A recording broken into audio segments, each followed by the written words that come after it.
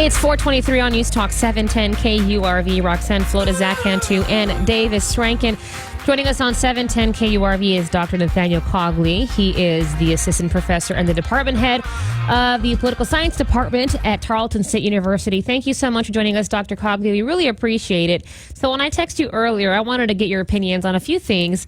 One, just the political climate we're living in 2019 and how Americans are just dreading the 2020 election. And two, how a majority of polls are showing that President Trump is behind at least 9 points.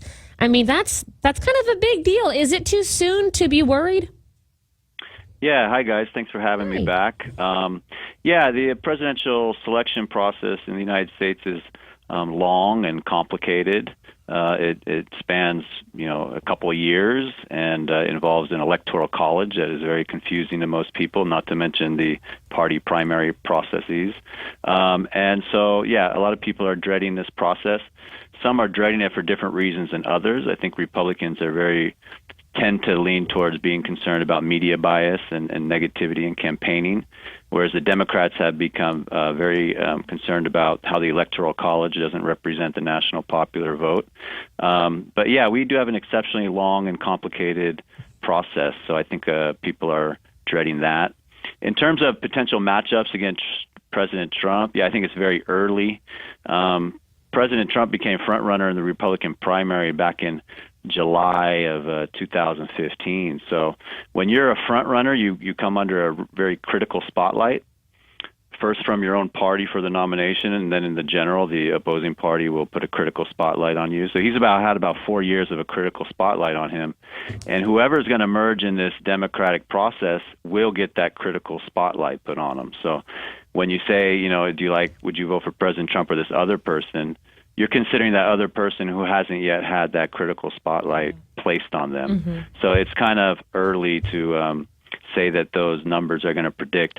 There's also the question of who's actually going to vote. So sometimes these pollsters, they make certain calculations about what type of demographics they think will vote in what types of numbers. But each cycle presents different turnout effects, right? So who turned out for President Obama is not necessarily who turned out for Hillary Clinton. Yes, sir. And they're making certain assumptions about turnout that may or may not be true. That's dangerous.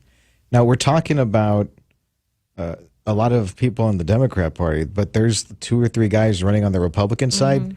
And the president tweeted today, hey, I've got a 94% approval rating in the Republican Party.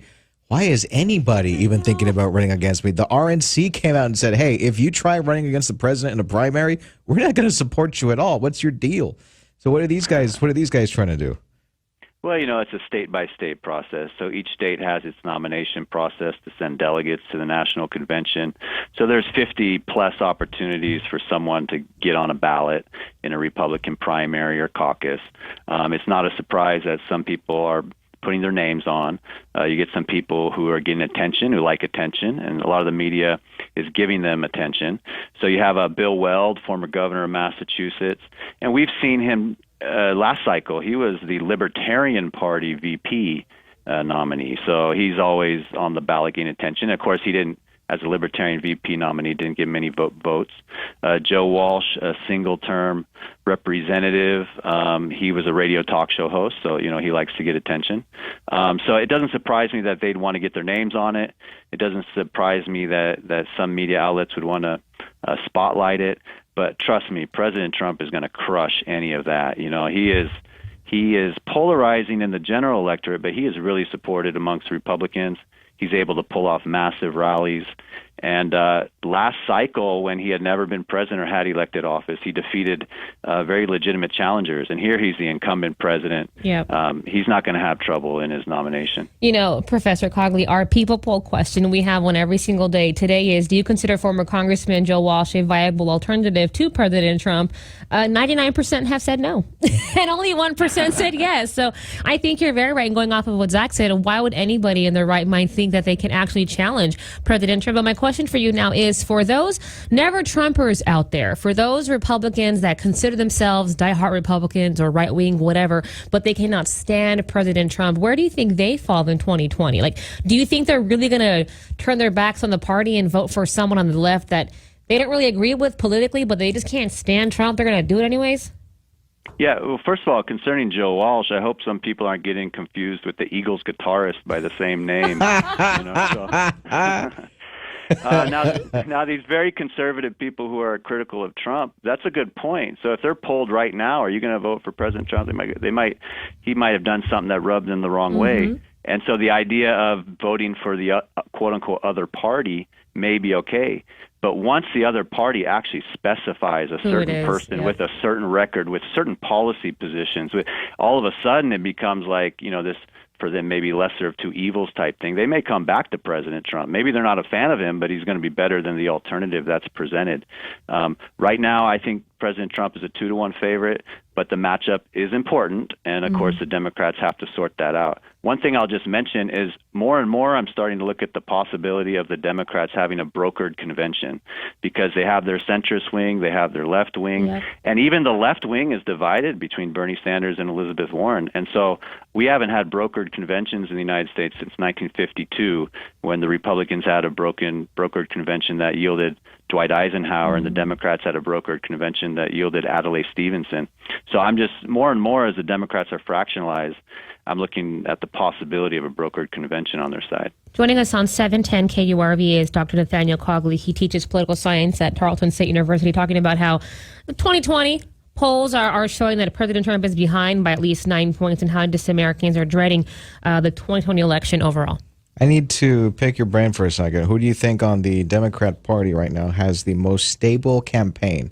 Because I've been thinking, out of everybody so far, I think Elizabeth Warren is the one that has it the most together with her audience. I don't think that campaign that she's running now will make a general victory, but I think for the nomination, she's on the right track. What do you think?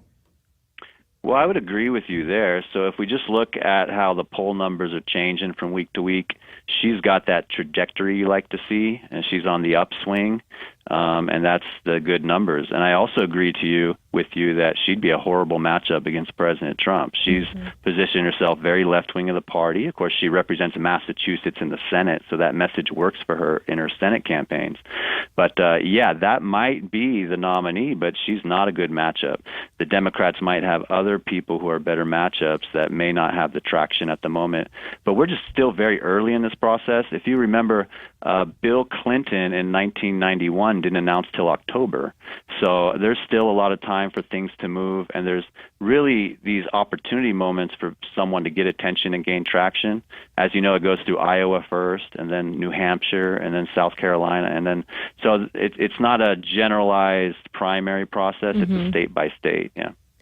If there's anybody still left in the Democratic side that you yourself are probably thinking, you know what, I think it's time for you to drop out. You're not really doing the party any service or yourself any service. Who would that person be?